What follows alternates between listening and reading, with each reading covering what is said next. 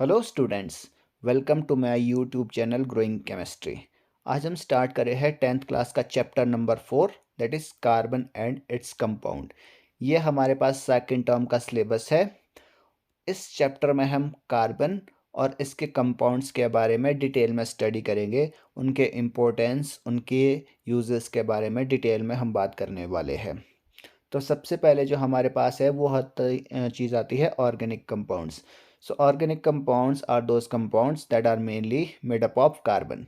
Organic compounds वो compounds होते हैं जिनमें मेनली कार्बन होता है। कार्बन और उसके साथ कुछ एक डेरिवेटिव्स होते हैं, उसे हम कहते हैं हाइड्रोकार्बन्स।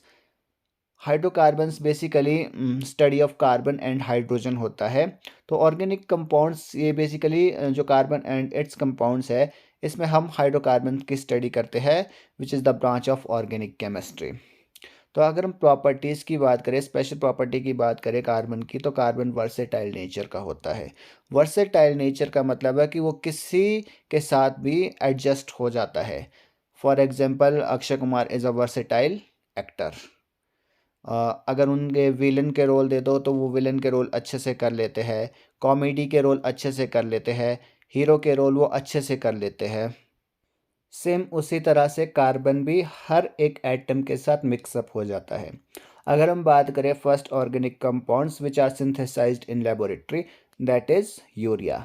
यूरिया एक मेन मेड ऑर्गेनिक कंपाउंड्स है जो बाय चांस सबसे पहले लेबोरेटरी में बन गया था। उससे पहले हम कहते थे कि जो ऑर्गेनिक कंपाउंड्स है वो भगवान के द्वारा बनाए गए हैं, ऐसी थ्योरीज चलती थी। बट फर्स्ट बाय चांस जो ऑर्गेनिक कंपाउंड्स बना था वो यूरिया हमारे लेबोरेटरी में बना था। और एक नंबर के लिए क्वेश्चंस भी कई बार पूछा जाता है, name the first organic compound which are synthesized in laboratory, that is urea. So अगर हम कार्बन की बात करें तो कार्बन का जो सिंबल है which is denoted by symbol capital C. Capital C से हम कार्बन को डिनोट करते हैं। अगर एटॉमिक नंबर की बात करें तो इसका एटॉमिक नंबर 6 है। और सेम हमारे पास ये जो इसकी इलेक्ट्रॉनिक कॉन्फ़िगरेशन है वो 2 and 4 है। कार्बन के पास हमारे पास दो शेल्स होती है। इनर शेल में 2 इलेक्ट्रॉन प्रेजेंट होते हैं और आउटर मोस्ट शेल में 4 इलेक्ट्रॉन्स होते हैं। अगर हम वैलेंसी की बात करें कार्बन की, तो इसकी वैलेंसी 4 होती है, विच मीन्स दैट जो कार्बन है वो 4 इलेक्ट्रॉन्स शेयर कर सकता है अनदर एटम के साथ। अगर हम स्पेशल प्रॉपर्टीज़ की बात करें कार्बन की, तो स्पेशल प्रॉपर्टीज़ में सबसे पहली प्रॉपर्टीज़ हमारे पास आती है catenation. So catenation is the property that is self-linking property of carbon.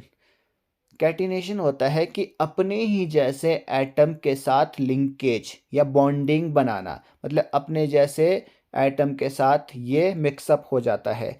For example, जैसे यहाँ पर कार्बन कार्बन के बीच में जो बॉन्ड बना है, एक लॉन्ग चेन बना सकता है, एक लंबी ब्रांच बना लेता है। तो ये प्रॉपर्टीज़ होती है कैटिनेशन। अगर हम दूसरी तरह की प्रॉपर्टीज़ की बात करें तो दूसरी प्रॉपर्टीज़ हमारे पास होती है टेट्रावैलेंसी। टेट्रावैलेंसी होती है carbon has 4 electron in its वैलेंशियल।